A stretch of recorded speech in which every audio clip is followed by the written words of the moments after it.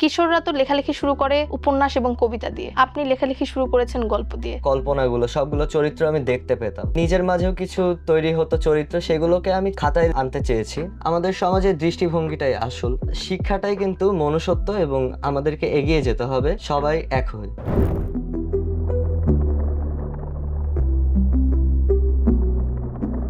পড়াশোনার পাশাপাশি গল্প লেখেন অলিন বাশার। কিশোরদের জন্য লিখে পাঠক জনপ্রিয় হয়ে উঠেছেন অলিন। তবে এবার লিখেছেন বড়দের জন্য। বইমেলায় বের হয়েছে অলিন বাশারের নতুন বই ধর্মব্যাধি। বুকমার্কস লেখক আড্ডার আজকের অতিথি অলিন বাশার, আর আপনাদের সঙ্গে রয়েছি আমি জুবাইয়া ঝুমা। অলিন, আপনাকে আমাদের লেখক আড্ডায় স্বাগতম। ধন্যবাদ। আপনি তো সাধারণত ছোটদের জন্য বই লেখেন, এবার তো বড়দের জন্য বই লিখলেন, এই ট্রান্সফরমেশনটা কেমন লাগছে? আসলে ছোটদের জন্য লিখি মানে যখন ছোট ছিলাম, আমার যখন প্রথম বইটা বের হয় তখন আমার বয়স ছিল 7 বছর। তখন থেকে লেখালেখি শুরু, মানে পড়া শুরু করেছি আমি ঈশপ দিয়ে। তো ঈশপেরটা পড়তাম, ওইভাবে ভাবনা আসতো, তো ওখান থেকে আর কি লেখাটা শুরু। আর এখন একটু বইয়ের ধারণা পাল্টেছে, মানে পড়ার স্টেজটা পাল্টেছে, তো ওইখান থেকে আর কি কিশোরদের জন্য লেখা। এই যদি দেখেন তাহলে, যদি আমি বলতে চাই যে ছোটদের জন্য লেখাটাই আর কি আমি বেশি পছন্দ করতাম, কারণ ওই লেখাটা বেশি মজার লাগতো নিজের কাছে। তাছাড়াও এখন যে উপন্যাসগুলো লিখছি এগুলোও ভালো লাগছে। কিশোররা তো লেখালেখি শুরু করে উপন্যাস এবং কবিতা দিয়ে, আপনি লেখালেখি শুরু করেছেন গল্প দিয়ে, এটার পেছনের কারণটা কি? এটার পেছনের কারণটাও ওইটাই যে আমি ছোটবেলা থেকে মূলত ঠাকুরমার ঝুলি, ঈশপ ইত্যাদি পড়ে আর কি বড় হয়েছি। উপেন্দ্র কিশোর রায়চৌধুরী, ওনাদের লেখা পড়েছি। তো এই লেখা থেকে আমার মাঝে একটা খেলা করতো, কল্পনাগুলো সবগুলো চরিত্র আমি দেখতে পেতাম। তো সেগুলো নিজের মাঝেও কিছু তৈরি হতো চরিত্র, সেগুলোকে আমি খাতায় আনতে চেয়েছি। সেখান থেকে আর কি গল্পটা লেখা শুরু। আর অন্যরা যারা লিখছে উপন্যাস কবিতা, অবশ্যই এটা অনেক গ্রহণযোগ্য এবং অনেক প্রশংসনীয়। আপনার তো এবারে বইমেলায় দেখেছি ধর্মব্যাধি বইটি বের হয়েছে। তো এই ধর্মব্যাধি বইটা তো হচ্ছে নন ফিকশন বই, নন ফিকশন বইয়ের মধ্যেই আবার আপনি ফিকশন তুলে ধরেছেন, এটা গল্পটা একটু জানতে চাচ্ছি। ধর্মব্যাধি বইটা মূলত আমাদের সমাজে নানা রকম অসঙ্গতি রয়েছে, সব মিলিয়ে আমি তোলার চেষ্টা করেছি। প্রথম যে কথাটা আমি বলতে চাই যে এই বইটা প্রকাশ পাওয়ার পরে আমি কিছু ফিডব্যাক পেয়েছি যে ধর্মব্যাধি, আপনি কি ধর্মকে ব্যাধি বলতে চেয়েছেন কিনা? না, অবশ্যই না, কারণ আমি প্রথম কথা যেটা বলতে চাই, ধর্ম ব্যাধি দুইটার মাঝে কিন্তু আমি কোনো কমা ব্যবহার করিনি, অর্থাৎ আচ্ছা। ধর্মকে ব্যাধি বলা হয়নি।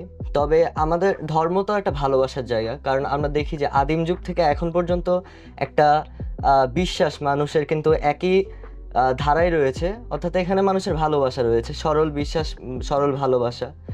কিন্তু এই ভালোবাসাটাকে পুঁজি করে অনেক মানুষ আমাদের সমাজে রয়েছেন, একটা গোষ্ঠী গড়ে উঠেছে যারা কিনা এই ভালোবাসাটাকে, জায়গাটাকে তারা ব্যবহার করছে, তারা এটাকে ব্যবসায় পরিণত করছে। মূলত তাদেরকে নিয়েই এই বইটাতে আমি তুলে ধরেছি। এছাড়াও আমাদের সমাজে নানা রকম, অনেক ক্ষেত্রেই নানা কুসংস্কার, নানা অসঙ্গতি রয়েছে, এমনকি হয়তো কোথাও কোথাও আমি নিজেই তার শিকার, কোথাও কোথাও আমি নিজেই তা করছি।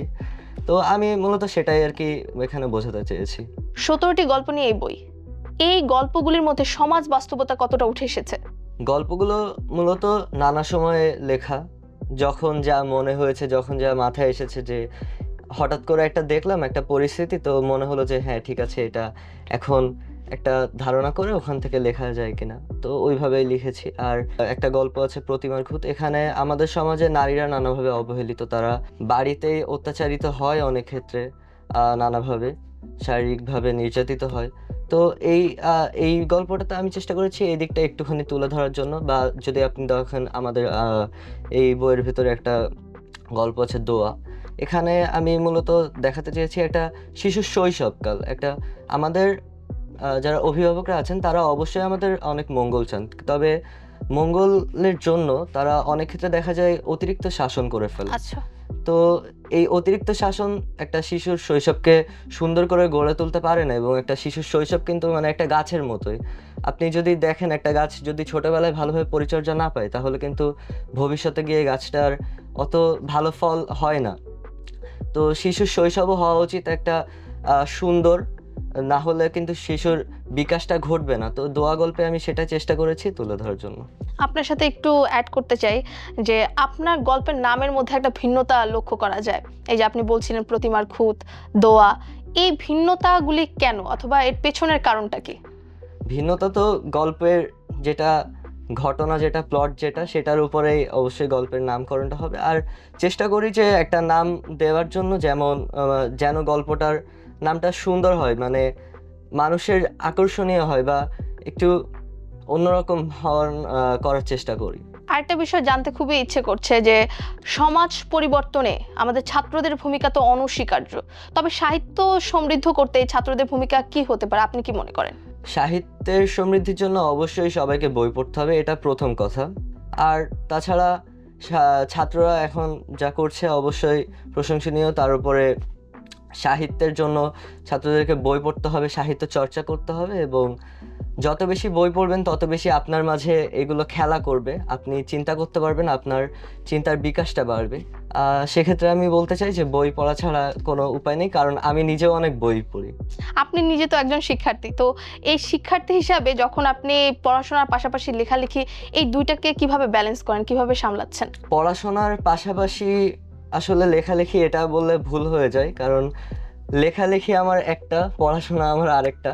তো আমি দুইটাকেই সময় দিতে চেষ্টা করি, কারণ লেখালেখিটা আমার মূল তাগিদে আমি করছি, পড়াশোনাটাও আমাকে করতে হচ্ছে, পড়াশোনাটা আমি ভালোভাবে করার চেষ্টা করছি, এবং লেখালেখিটা মূলত সারাদিনের পড়াশোনার পরে রাতের বেলা লেখালেখির কাজটা করা যায়।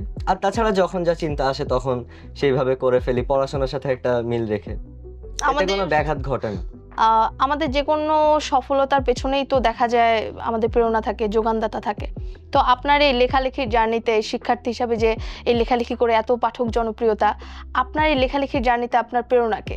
আমার মূলত পুরো পরিবারই লেখালেখির সাথে সংযুক্ত। আমার দাদা ভাই যিনি ছিলেন আব্দুস সোবহান, উনি নিজেও একজন লেখক ছিলেন। আমার চাচাজি খায়রুল বাশার, উনি একজন লেখক, মুক্তিযোদ্ধা উনি। এছাড়াও আমার অন্যান্য চাচা যারা আছেন তারাও সবাই লেখালেখির সাথে সংযুক্ত, এমনকি আমার বাবাও সংযুক্ত। তো আমি যখন প্রথম বই পড়া শুরু করি তখন আমি তো বলেছি যে আমার লেখালেখি আসতো, আমি লিখতাম। তো বাবা এগুলো পড়তো, আমার মা পড়তেন। তো তারা পড়ে আর কি তাদের মনে হয় যে হ্যাঁ ঠিক আছে, তাকে উৎসাহ দেওয়া উচিত। তারা আমাকে মূল উৎসাহটা যোগায়, এবং আমার প্রথম পাঠক কিন্তু আমার মা বাবা। এখন পর্যন্ত কোনো গল্প, উপন্যাস বা যাই লিখি প্রথমেই তারা পড়ে, তারাই সমালোচনা করে, আবার ভালো হলে তারাই প্রশংসা করে। একটা বিষয় জানতে চাই, আপনার লেখালেখির যে শুরুর সময়টা, প্রথম বইটা যখন বের হলো, পাবলিশ হলো, তো ওই সময়ের আসলে অনুভূতিটা কেমন ছিল? আমার যখন প্রথম বই বের হয় তখন তো আমার বয়স 7 বছর। আমার প্রথম বইয়ের নাম অন্ধকারে ভূতের ছেঁয়া, এটা 2015 সালে বের হয়। তো তখন অনুভূতির দিকটা আমি নিজে দেখছি যে আমার নামে লেখা একটা বই, আমি ভাবছি যে ভালোই তো, এটা সুন্দর লাগছে, মানুষ এসে বলছে ভালো লিখেছো, মানুষ এসে প্রশংসা করছে, ব্যাপারটা আসলে আনন্দদায়ক। এবং অবশ্যই তখন আমি আরো উৎসাহিত হই যে হ্যাঁ আমার এই দিকটাতে আরো এগিয়ে যাওয়া উচিত। আপনার ভবিষ্যৎ পরিকল্পনা কি? ভবিষ্যৎ পরিকল্পনা একজন ভালো লেখক হওয়া, এবং একজন লেখকের কাজ কিন্তু সমাজ গঠন করা মূলত। সে যদি ভালো লিখতে পারে, সে যদি একটা ভালো লেখা সমাজকে দিতে পারে, সে সমাজকে পরিবর্তন করতে পারে। আসলে আমাদের সমাজের দৃষ্টিভঙ্গিটাই আসল। একটু আগে আমি পড়ছিলাম একটা গল্প, যে বীরবলের গল্প। তো আচ্ছা, ওখানে রাজা আকবর আর বীরবল গেছেন বনে, তো দেখেন কাঠুরিয়া কাঠ কাটছে, তো রাজা রাগ করলেন। তো কাঠুরিয়াকে গিয়ে বললেন যে কাঠ কেন কাটছো, তুমি কি জানো আমাদের রাজা আকবর মারা গিয়েছেন? তিনি একটু ভনিতাই করলেন। তো কাঠুরিয়া খুব খুশি হলো যে হ্যাঁ রাজা মারা গিয়েছে, ভালো হয়েছে। তো রাজা দুঃখ পেলেন। একটু পরে একজন বৃদ্ধাকে দেখে রাজার খুব কষ্ট হলো, যে অসহায় বৃদ্ধা।